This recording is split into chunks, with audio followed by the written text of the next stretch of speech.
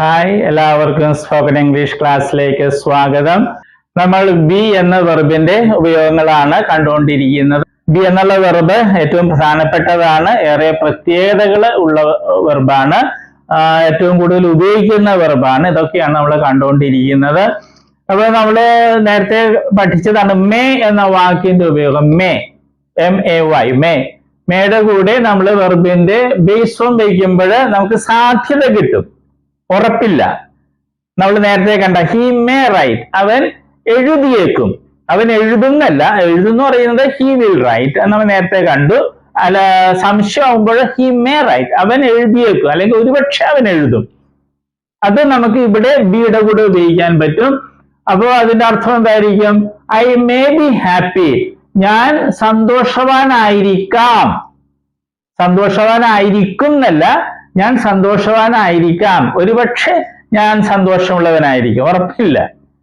Okay, I may be happy. നേരത്തെ പറഞ്ഞതാണെന്ന് തന്നെ നമുക്ക് എടുക്കാം. നമുക്ക് ജോലി സംബന്ധമായിട്ട് പുതിയ സ്ഥലത്തേക്ക് പോവുകയാണ്. അപ്പൊ നമ്മൾ കൂട്ടുകാരോട് പറയണ I am not sure, I may be happy there, ഒരുപക്ഷെ അവിടെ സന്തോഷമായിരിക്കും, ഉറപ്പില്ല. ഐ വിൽ ബി ഹാപ്പി എന്ന് പറയുമ്പോൾ നേരത്തെ കണ്ടതാണ്, നമുക്ക് സന്തോഷമായിരിക്കാം, നമുക്ക് ഉറപ്പുണ്ട്. അത് ഉറപ്പില്ല, ചിലപ്പോൾ സന്തോഷമായിരിക്കും, ചിലപ്പോൾ സന്തോഷമായിരിക്കില്ല. I may be happy. അപ്പൊ വിൽ ബി നേരത്തെ കണ്ടതുപോലെ തന്നെ വില്ലിന് പകരം മേ വെച്ചാല് നമുക്ക് ആ സാധ്യത കിട്ടും, അല്ലെ? സംശയാവസ്ഥ. ഒന്ന് നോക്കാം, ഐ മേ ബി ഹാപ്പി. അപ്പൊ നമ്മൾ എങ്ങനെ പറയും? ഒരുപക്ഷെ എനിക്ക് സന്തോഷമായിരിക്കും, നമുക്ക് അങ്ങനെ പറയാം. അപ്പൊ അതിന്റെ അർത്ഥം മനസ്സിലായല്ലോ.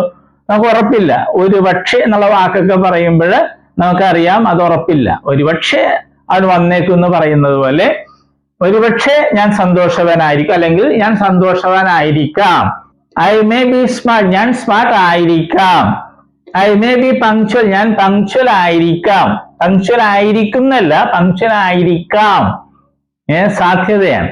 ഐ മേ ബി കൈൻഡ്, ഞാൻ ദയുള്ളവനായിരിക്കാം. ആ അർത്ഥത്തിലാണ്. വി മേ ബി ഹാപ്പി, ഒരുപക്ഷെ നമ്മൾ സന്തോഷവാന്മാരായിരിക്കും. വി മേ ബി സ്മാർട്ട്, ഒരുപക്ഷെ നമ്മൾ സ്മാർട്ട് ആയിരിക്കും, അല്ലെങ്കിൽ നമ്മൾ സ്മാർട്ട് ആയിരിക്കാം. വി മേ ബി പങ്ക്ച്വൽ, നമ്മൾ പങ്ക്ച്വൽ ആയിരിക്കാം, ഒരുപക്ഷെ നമ്മൾ പങ്ക്ച്വൽ ആയിരിക്കും. വി മേ ബി കൈൻഡ്, ഒരുപക്ഷെ നമ്മൾ ദയുള്ളവരായിരിക്കും. അത് യു വെച്ച് യു മേ ബി ഹാപ്പി, ഒരുപക്ഷെ നിനക്ക് സന്തോഷമായിരിക്കും, അല്ലെങ്കിൽ ഒരുപക്ഷെ നീ സന്തോഷമുള്ളവനായിരിക്കാം. യു മേ ബി സ്മാർട്ട്, ഒരുപക്ഷെ നീ സ്മാർട്ട് ആയിരിക്കും, അല്ലെങ്കിൽ നീ സ്മാർട്ട് ആയിരിക്കാം. യു മേ ബി പങ്ക്ച്വൽ, നീ പങ്ക്ച്വൽ ആയിരിക്കാം. ആയിരിക്കും എന്നല്ല, ആയിരിക്കാം. യു മേ ബി കൈൻഡ്, ഒരുപക്ഷെ നീ ദയുള്ളവനായിരിക്കും. ഹി മേ ബി ഹാപ്പി, ഒരുപക്ഷെ അവൻ സന്തോഷവാനായിരിക്കും, ഒരുപക്ഷെ അവന് സന്തോഷമായിരിക്കും. ഹി മേ ബി സ്മാർട്ട്, ഒരുപക്ഷെ അവൻ സ്മാർട്ട് ആയിരിക്കും, ഒരുപക്ഷെ he may be smart. He may be punctual, ഒരുപക്ഷെ അവൻ പങ്ക്ച്വൽ ആയിരിക്കും, അല്ലെങ്കിൽ അവൻ പങ്ക്ച്വൽ ആയിരിക്കാം. ഹി മേ ബി കൈൻഡ്, ഒരുപക്ഷെ അവൻ ദയുള്ളവനായിരിക്കും, അല്ലെങ്കിൽ ഒരുപക്ഷെ അവൻ ദയുള്ളവനായിരിക്കാം. അതുപോലെ ഷീ വെച്ച് പറയാം, ദേ വെച്ച് പറയാം. നമ്മൾ ഇറ്റ് വെച്ചൊന്ന് നോക്കാം. It may be a success, ഒരുപക്ഷെ അത് വിജയമായിരിക്കും, ഉറപ്പില്ല. It will be a success എന്ന് പറയുമ്പോൾ നേരത്തെ കണ്ടതാണ്, ഒരു വിജയമായിരിക്കും. ഇതങ്ങനെയല്ല, it may be a success, it may be a success, അതൊരു വിജയമായിരിക്കാം. It may be a great achievement, അതൊരു വലിയ നേട്ടം ആയിരിക്കാം. It may be a failure, അതൊരു പരാജയമായിരിക്കാം, അല്ലെങ്കിൽ അതൊരു പരാജയമായേക്കും. അപ്പൊ നമ്മൾ അതിന്റെ അർത്ഥം മനസ്സിലാക്കിയാൽ മതി. ഞാൻ സന്തോഷവാനായിരിക്കും, I will be happy. I may be happy എന്ന് പറയുമ്പോൾ ഒരുപക്ഷെ ഞാൻ സന്തോഷവാനായിരിക്കും, ഒരുപക്ഷെ, നമുക്ക് ഉറപ്പില്ല. ആ അർത്ഥത്തിൽ നമ്മൾ മനസ്സിലാക്കിയാൽ മതി. ആ വിൽ ബിക്ക് വരാം മേ ബി ഉപയോഗിക്കുമ്പോൾ ഉറപ്പില്ലാത്ത അവസ്ഥയാണ് നമ്മൾ സൂചിപ്പിക്കുന്നത്. അപ്പൊ അത് നോക്കി പ്രാക്ടീസ് ചെയ്യുക. എല്ലാ ക്ലാസ്സിലും പറയുന്ന പോലെ നിങ്ങൾ ഒരാളെ കൂടി കണ്ടെത്തിയിട്ട് പ്രാക്ടീസ് ചെയ്യണത്. അപ്പൊ അർത്ഥമുള്ള വാചകങ്ങൾ ഉണ്ടാക്കാൻ നോക്കുക. ഓക്കെ, ഇനി വെർബിന്റെ ലിസ്റ്റ് ഉണ്ട്. എല്ലാ ദിവസവും കുറച്ച് വെർബ്സ് എങ്കിലും പഠിക്കുക. ഈ 4 ഫോംസ് നിർബന്ധമായിട്ട് അറിഞ്ഞിരിക്കുക. നമ്മൾ വെർബുകളാണ് കാണുന്നത്. വെർബ്സ് എന്ന് പറയുന്നത് ക്രിയകള്, അല്ലെ? വരിക, പോവുക എന്നൊക്കെ പറയുന്നതാണ് വെർബ്, അല്ലെ ക്രിയകള്. അപ്പൊ വെർബിന്, അല്ലെ ക്രിയക്ക് ധാരാളം രൂപങ്ങളുണ്ട്. ഉദാഹരണമായിട്ട് മലയാളത്തിൽ എഴുതുക എന്ന ക്രിയ അല്ലെങ്കിൽ വെർബ് എടുക്കുക, അങ്ങനെ ഒത്തിരി രൂപങ്ങൾ. എഴുതുക, എഴുതും, എഴുതുകയാണ്, എഴുതിയിട്ടുണ്ടായിരുന്നു, എഴുതുവാൻ, എഴുതുമായിരുന്നു, എഴുതണമായിരുന്നു, അങ്ങനെയൊക്കെ ധാരാളം രൂപങ്ങൾ മലയാളത്തിലുണ്ട്. അതുപോലെ ഇംഗ്ലീഷിലുണ്ട് ധാരാളം ഫോംസ്, രൂപങ്ങളുണ്ട്. അതിൽ 4 എണ്ണമാണ് ഇംഗ്ലീഷിലെ ഏറ്റവും പ്രധാനപ്പെട്ട രൂപങ്ങൾ. അതേതൊക്കെയാണ്? ഫോം എന്ന് വെച്ചാൽ രൂപം. Base form, present form, past form, past participle form.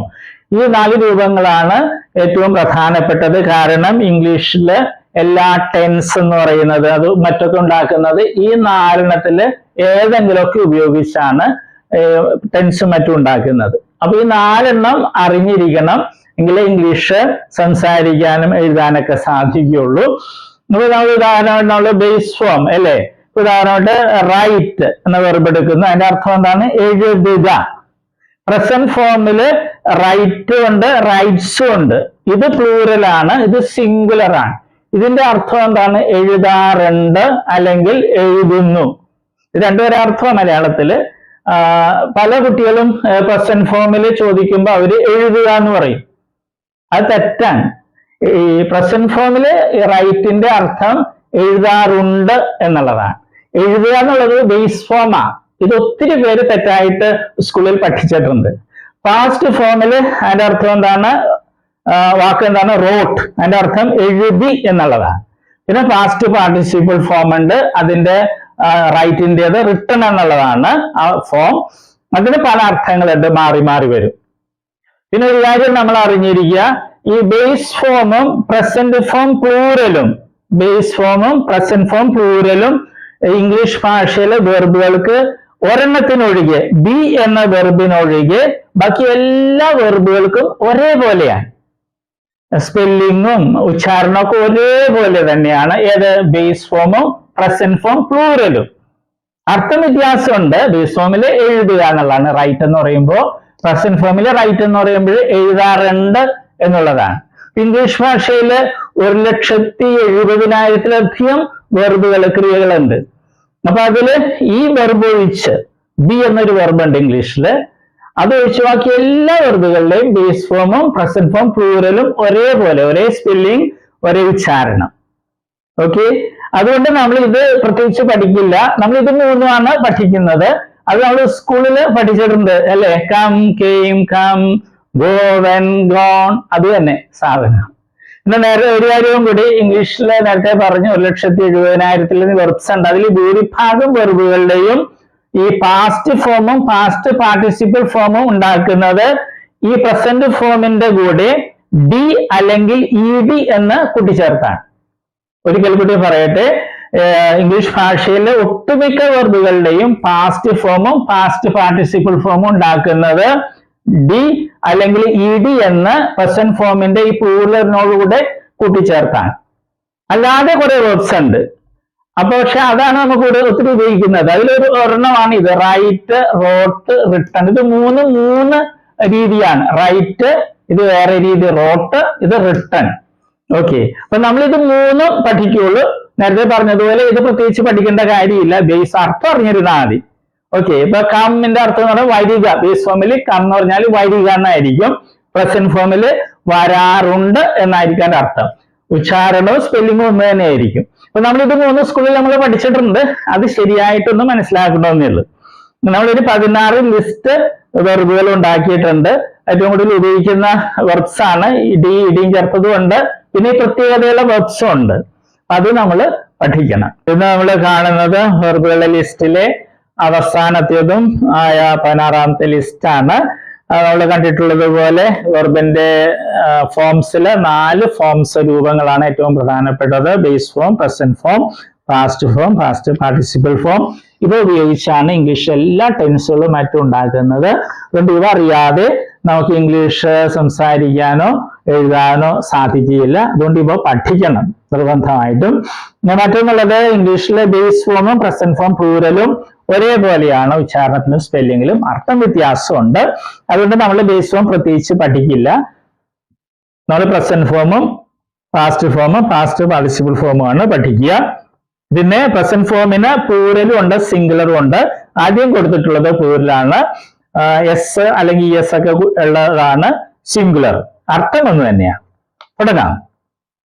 Drink, drank, drunk, sing, sang, sung, swim, swam, swum, ring, rang, rung, sing, sang, sung, shrink, shrank, shrunk, swing, sprang, sprung, ഈ വെർബുകളുടെ പ്രത്യേകത എന്താണ്? ഇത് മൂന്ന് രീതിയിലാണ്. Present ഫോമും past ഫോമും past participle ഫോമും വെവ്വേറെ രീതിയിലാണ് സ്പെല്ലിംഗും ഉച്ചാരണം ഒക്കെ.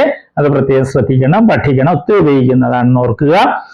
ഇനിയുള്ള വെർബുകളൊക്കെ പ്രസന്റ് ഫോം പ്ലൂറലിന്റെ കൂടെ ഡി എന്നോ ഇ ഡി എന്നോ കൂട്ടിച്ചേർത്താണ് പാസ്റ്റ് ഫോമും പാസ്റ്റ് പാർട്ടിസിപ്പിൾ ഫോമും ഉണ്ടാക്കുന്നത്.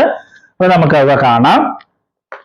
Bang banged banged, complete completed completed, comb combed combed, close closed closed, crush crushed crushed, curl curled curled, fold folded folded, itch itched itched, need needed needed, object objected objected, obtain obtained obtained, order ordered ordered, peck pecked pecked, perform performed performed, permit permitted permitted, please pleased pleased, possess possessed possessed, pour poured poured, provide provided provided, release released released, rely relied relied, surround surrounded surrounded. ഈ വെർബുകളൊക്കെ English ഏറ്റവും കൂടുതൽ ഉപയോഗിക്കുന്ന വെർബുകളാണ്. അതുകൊണ്ട് ഇവ നിർബന്ധമായിട്ടും നമ്മൾ പഠിക്കുക, അർത്ഥമൊക്കെ പഠിക്കണം.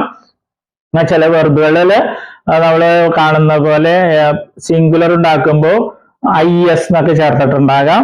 അല്ലെ പാസ്റ്റിലും പാസ്റ്റ് പാർട്ടിസിപ്പിളിലൊക്കെ ചിലപ്പോൾ ഡബിൾ അല്ലെ ചില ലെറ്റേഴ്സ് അക്ഷരങ്ങൾ ഇരട്ടിച്ചിട്ടുണ്ടാകും. അത് പ്രത്യേകം ശ്രദ്ധിക്കുക, കറക്റ്റായിട്ട് എഴുതാൻ സഹായിക്കും.